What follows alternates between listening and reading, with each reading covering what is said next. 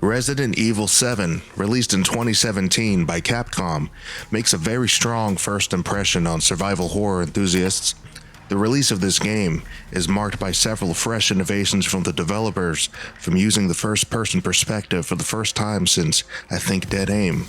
Although effectively, this is the first time we see this perspective in a mainline Resident Evil entry.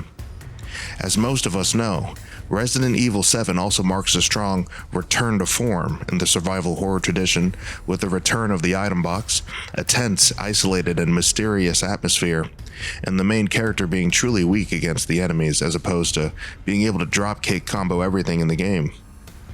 What is there to love about Resident Evil 7, and what is there to lament?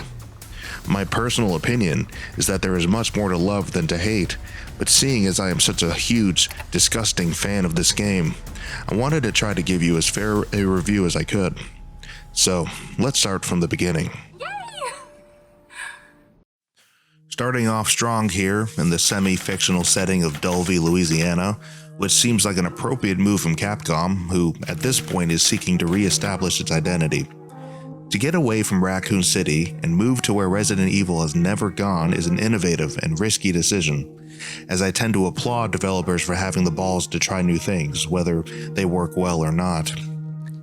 Here, I think the setting works very well, and ignoring the obvious inspiration from the Texas Chainsaw Massacre and The Evil Dead, we are presented with a believable little swampy American neck of Louisiana, in an isolated, swampy, and forest-shrouded Victorian estate.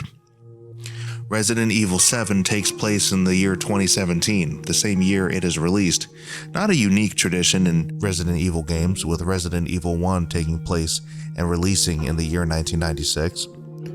This places RE7 over 2 decades after the Spencer Mansion incident. It's quiet during many sequences of the game, which makes the scares and minimal action that much more intense and horrifying. In the opening of the game, we enter the guest house, and the level of detail here really sent me. It's dark, dank, moldy, and there are hundreds, thousands of little details here that serve to inform the player that this very much was a normal home. The sheer amount of detail of the interiors of the Baker home really stood out to me. There is minimal light, and the small amount of natural light pouring from the small window into the kitchen kind of does something for me.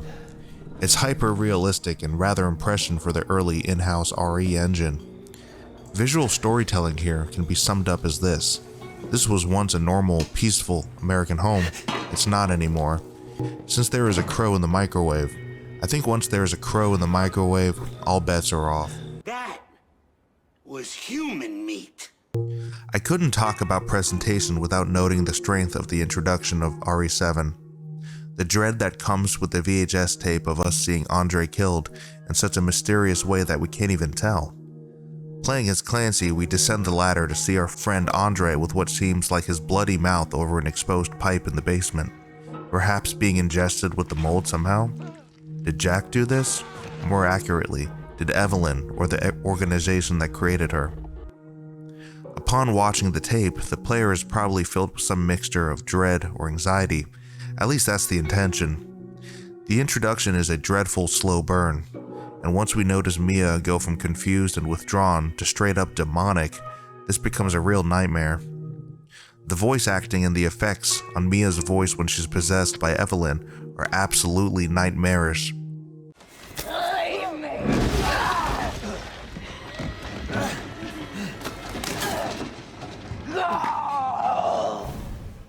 Her face looks demonic, another trope of horror flicks with the whites of her eyes replaced with empty, solid black, like she isn't possessed by a moldy bioweapon, but by the real devil. While Ethan is busy trying to figure out if his girlfriend is mad at him, he gets his whole hand chopped off by Mia with a chainsaw. Another Evil Dead reference? And then following our big fight with Mia, we wake up in what is now a very iconic scene. What the hell? Rise and shine, sleepyhead. It's time for supper. Who are all you people? Where's Mia? Eat it. It's good. Dumb son bitch wasn't no good if it hit him. Yes. Ethan, our protagonist, wakes up surrounded by Jack, Marguerite, and Lucas Baker in their home, eating trash, dead animals, rotten food. Also in attendance is Evelyn, who stares blankly at us and says nothing, a seemingly direct reference to the Texas Chainsaw Massacre. It should be noted that part of the reason I applaud the setting of Louisiana is because I find certain parts of the deep southern United States to be inherently kind of scary, strange. The combination of the deep south and the dilapidated Baker home shrouded in darkness and decay is unsettling and therefore awesome. The overall tone of Resident Evil 7 is something very special to me. It's the only other game that reminds me of Resident Evil 1 Remake. I've struggled to put this notion into words, but I'm going to go ahead and try now. In Resident Evil 1 Remake, we explore the Spencer Mansion, its several rooms, each of which tell a distinct story or serves a purpose. For example, the small study down the second floor eastern corridor, which has few things Oswald Spencer may have enjoyed, such as a chessboard and a small but impressive personal library. The basement, which houses a kitchen with an elevator nearby, used mostly by the servants and kitchen staff to prepare and bring meals for the family. A dining room, large and lavish, enough for 20 people or more to dine together, implying the previous tenants enjoyed having large gatherings of family or friends over. I'm not saying this philosophy of level design isn't common in other games, but we have something similar here in Resident Evil 7 with the Baker home. The family room where Jack, Marguerite, Lucas, and Zoe would gather to watch movies. A small, modest, but cozy dining area, and the hallway that leads directly downstairs to the basement one way or pours out into the great room on the other side. This room here reminds me of the huge dining room of Resident Evil Remake, but instead of a large dining area or some other logical furniture, we just have a small circular table in the middle, with the mess and junk sprawled all over it, perhaps reflecting a certain lunacy that has since taken over the Baker family. Upstairs, we have another room that reminds me much of Resident Evil 1, and that's what seems to be Jack's man cave of sorts.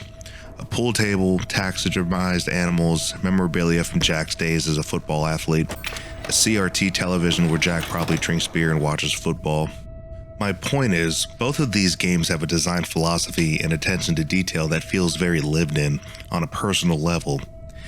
It's not that we turn a corner of a city street and see the effects of a disaster. It's that we enter a room and learn about Jack Baker, how he has these wonderful qualities about him, such as valuing and loving his family, building a strong home, and his love for American football. And what's most jarring of all is learning all these things while he beckons you in his home, hunting you down to dismember you with his shovel.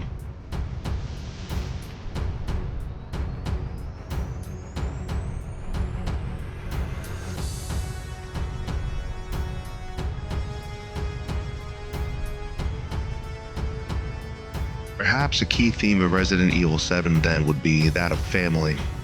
After all, you are entangled with the Baker family for most of the game. Evelyn apparently wants nothing more than family since she's grown up in a lab away from any semblance of such. And then there is Ethan and Mia. What more motivation could Ethan have to enter this hellscape other than his adoration of his wife? Mia and Alan even must pretend to be Evelyn's parents during her time on the tanker. And that idea of the Baker family, coveted, dismantled, and destroyed by Evelyn.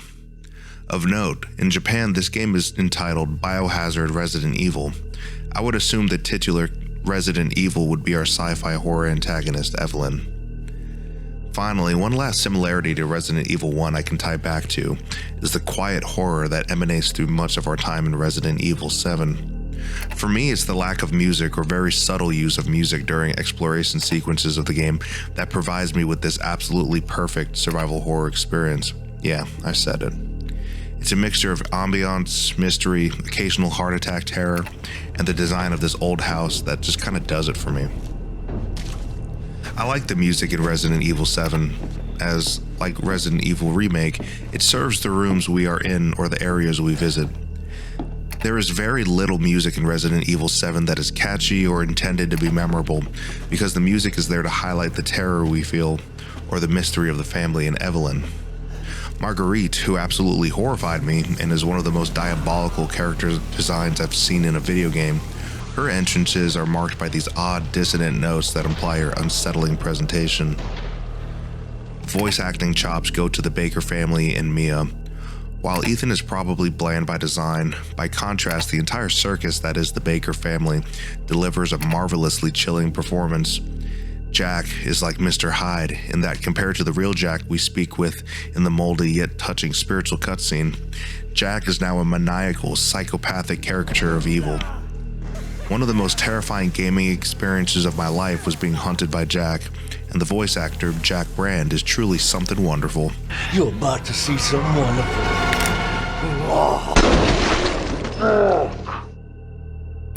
Come out, wherever you are. The delivery of his calls to Ethan are a perfect mixture of hilarious and anxiety-inducing.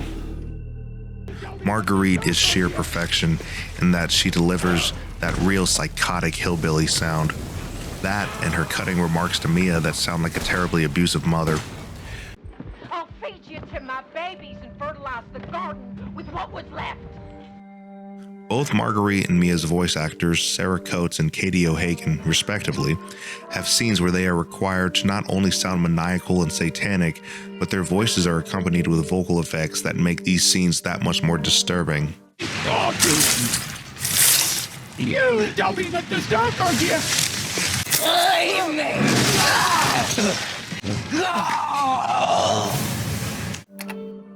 My final thoughts on the presentation axis of the game is that visually things are top of class for most of the game for me, especially the Baker house, the old house, Zoe's trailer being a magnificent save room and one of my all-time favorites.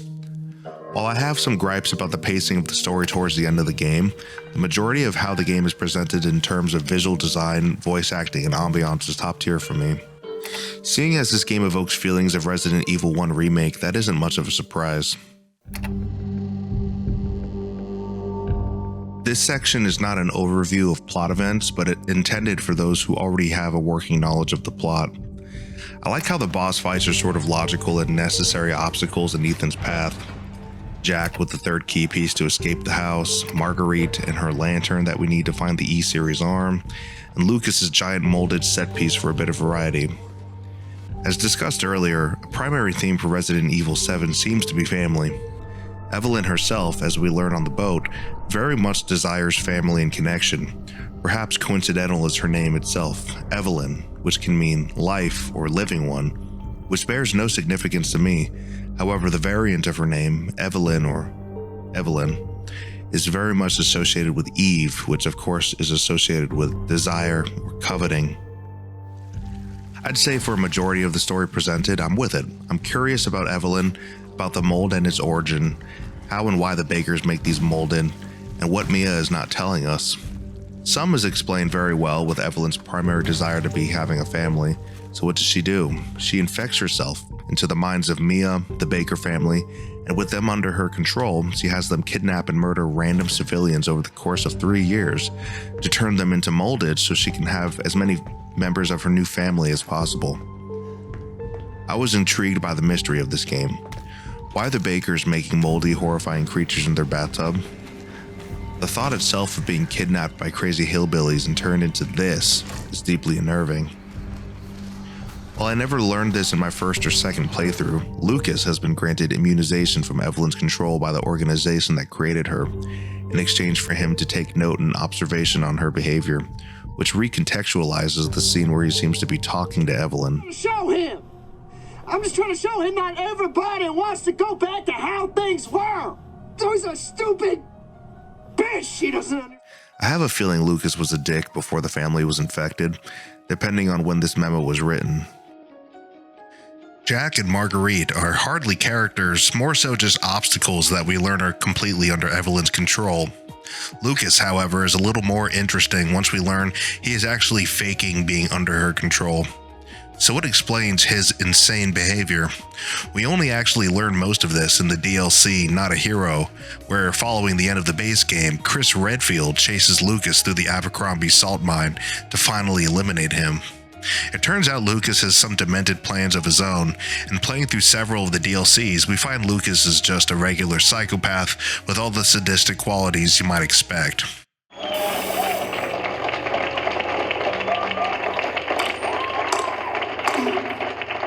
Will you let me go now?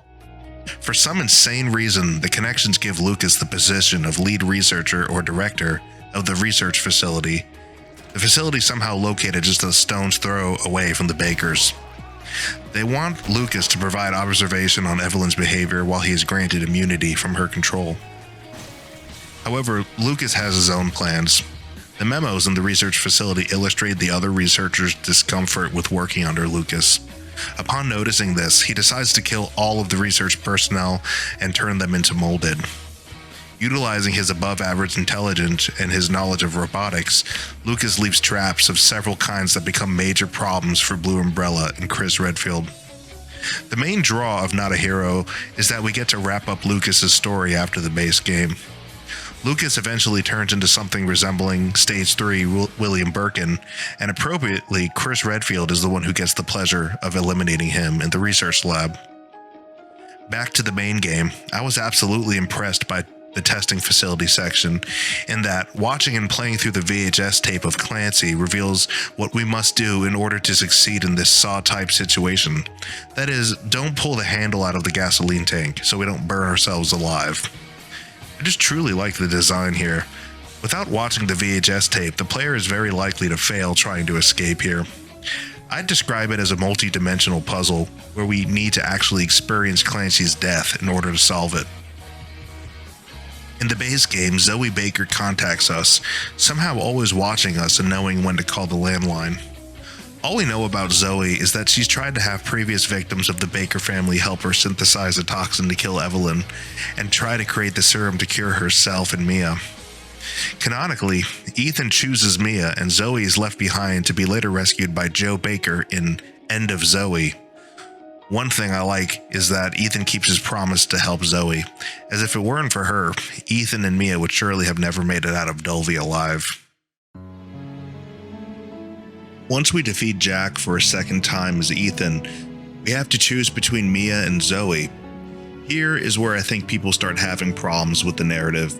In one scenario, we might choose Zoe, and maybe that's because the player feels resentful towards Mia for not telling us what's going on, partly because she doesn't remember, and partly because she was working for the Connections, and was probably protecting classified information, and telling Ethan could result in both their deaths.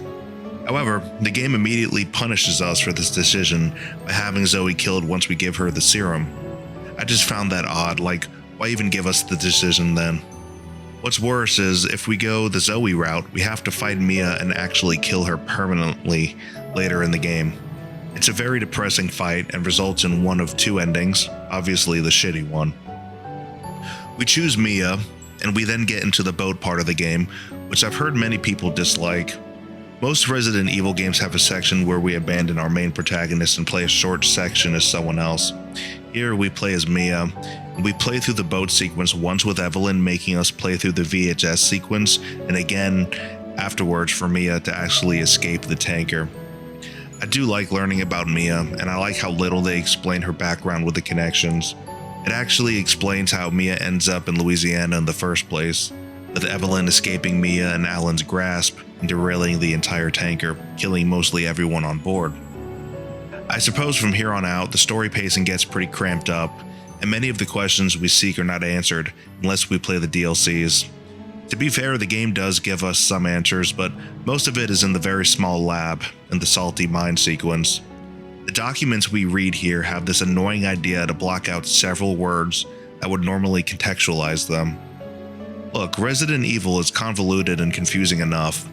I do not think this was necessary, and no one likes to have an exposition sit down where they just waterboard you with memos. I'd probably have less of a problem with it if they didn't block it all out. In fact, it's not the content I have a problem with, it's just the rushed pacing toward the end.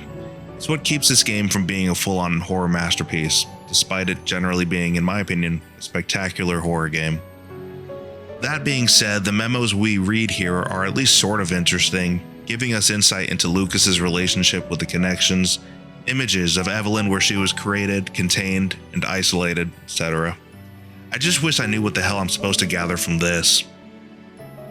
Nevertheless, we get enough information to understand that Evie has tons of mental control over her hosts, and even recontextualizes the scene where Mia chops her hand off. Hurt me. Kill him, Mommy.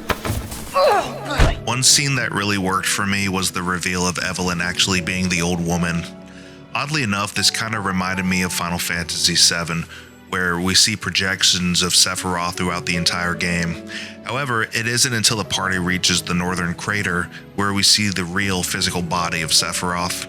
I think the same could be said about all the hallucinated projections we encounter of Evelyn we see as a young girl.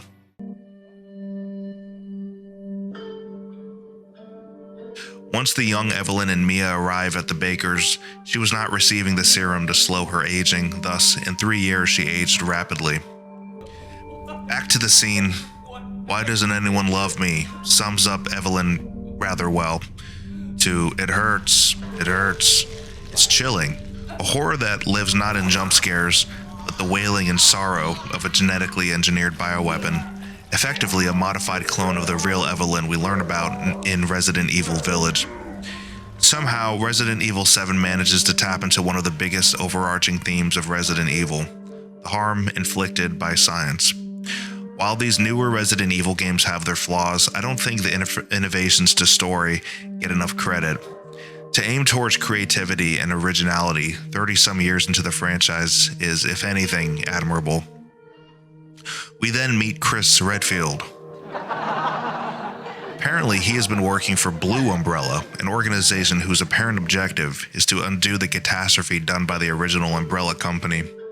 He throws us a pistol that has the ramrod ammunition from Not a Hero, and in a climactic and insane ending, we watch Evelyn calcify, crumbling into the polygon-shaped black masses, and Evelyn is destroyed. The canonical ending is of Ethan and Mia in the helicopter, and they fly off in Blue Umbrella's care to live a happy life together for a few years. That is, until the events of Resident Evil Village.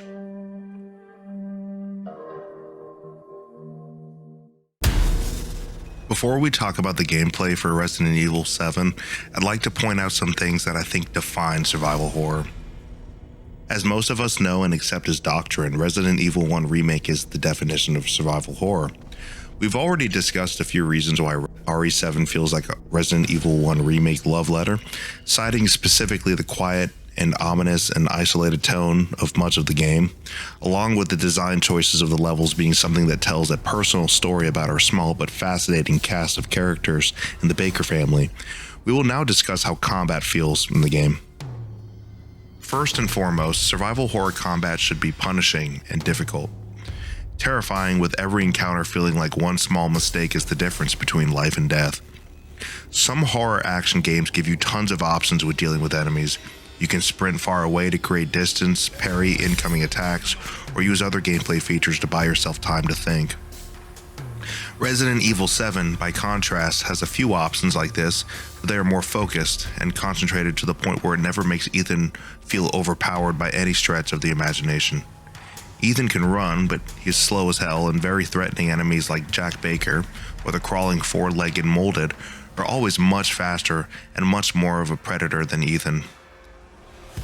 Instead of being able to parry attacks, the best Ethan can hope for is throwing his hands in his face, guarding against the molded slashes to slightly reduce the damage he takes. As far as our options for combat go, there are generally a lot.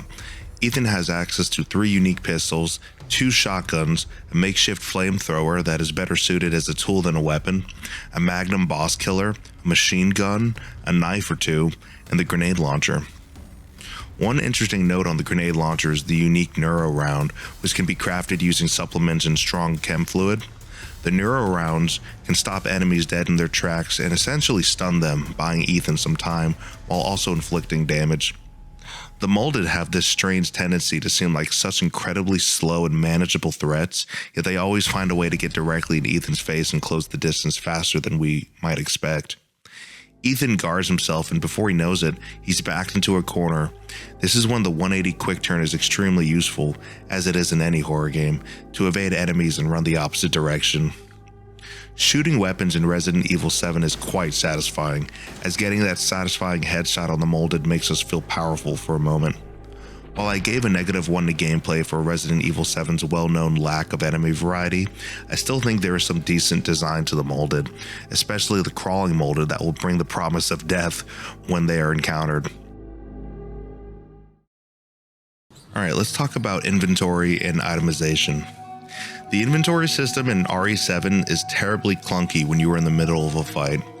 The inventory screen is accessed in real time, meaning the game is still very much happening while selecting or combining items. This certainly adds to the overall tone of terror and hopelessness of survival horror. It's also a pain in the ass not being sure how to select a weapon sometimes.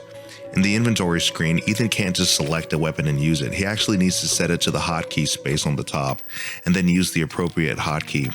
That is not a fun thing to learn about when you are in the middle of a fight. God damn it! I hate it!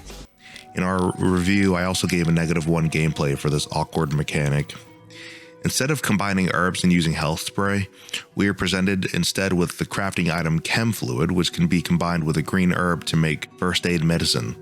The Chem Fluid can also be used to make ammunition by combining it with either gunpowder or solid fuel. Things get interesting when we find there are 2 varieties of Chem Fluid, standard and strong. While the standard fluid allows for the creation of handgun and flamethrower ammunition, the strong Chem Fluid can create enhanced handgun ammo, which is extremely useful for bringing down enemies quickly and saving on your resources. In innovation to the items, the supplements give Ethan an enhanced perception, allowing him to easily find items for a brief period.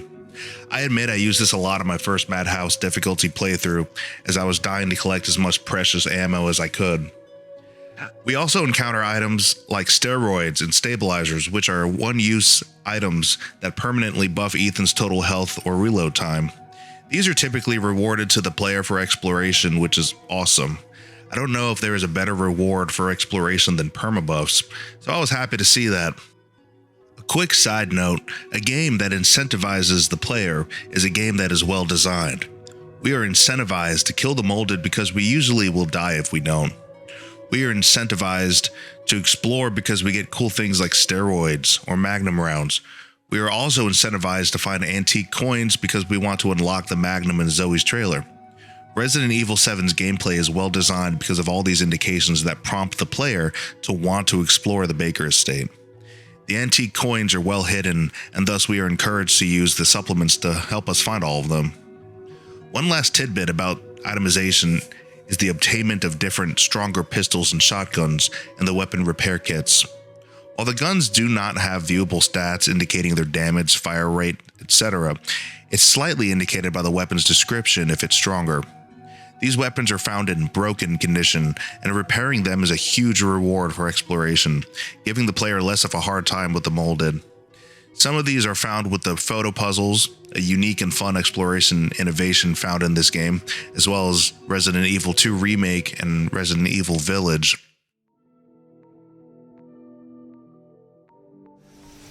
We added a +1 gameplay for both the Jack and Marguerite Baker boss fights, as they are truly amazing set pieces.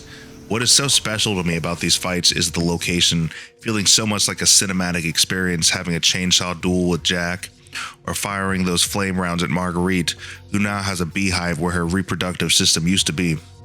These fights are so dreadful and so insane, and I just thought they were spectacular.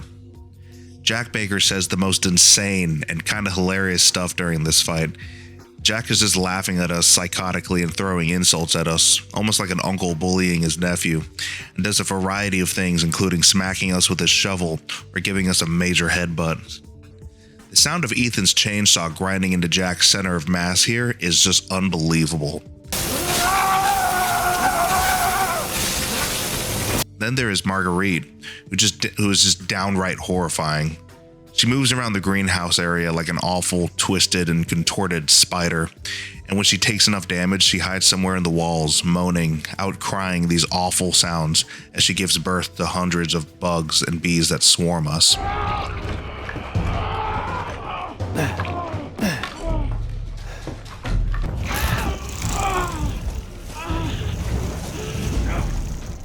It's just awful. We also encounter an advanced mutated Jack, who kind of moves and resembles a big moldy parasite alligator man. Maybe they were going for that Louisiana gator fight, I don't know, but nevertheless it's awesome, very difficult, and cathartic. We don't get a proper boss fight after this until the end of the game with Evelyn, although the end of the salt mine or Lucas's fat molded set piece could be argued to be boss fights. While I enjoy the last fight with Evelyn, It's certainly a letdown and comes across as rushed and anticlimactic. It's basically a 20-second segment where we have to inflict as much damage to her as possible or she wins, and after that it's a playable cutscene. Despite its flaws and its rushed final act, Resident Evil 7 remains a very special entry in my survival horror library for me. It is a testament to the art of survival horror that developers can indeed grow, can indeed honor the fans of horror with a sincere return to what made Resident Evil great in the first place. The first time I played through this game was, I think, the real moment I fell in love with survival horror. This was such a fresh experience that I will always cherish. If you get to play Resident Evil 7 for your first time, by yourself, with the lights off at midnight, you truly have my envy. I want to thank you for watching this. Please drop me a like and a sub if you enjoy the video. It helps keep me motivated to make more videos like this in the future. To be frank, it's just greatly appreciated. Finally, if you would like to be a part of the review process of games in the future, your input would be very valued. I'd encourage you to hop on my stream sometime at twitch.tv/thedonberry. Link is in the description. This concludes today's video. Thank you again, and may you shit your pants for an eternity.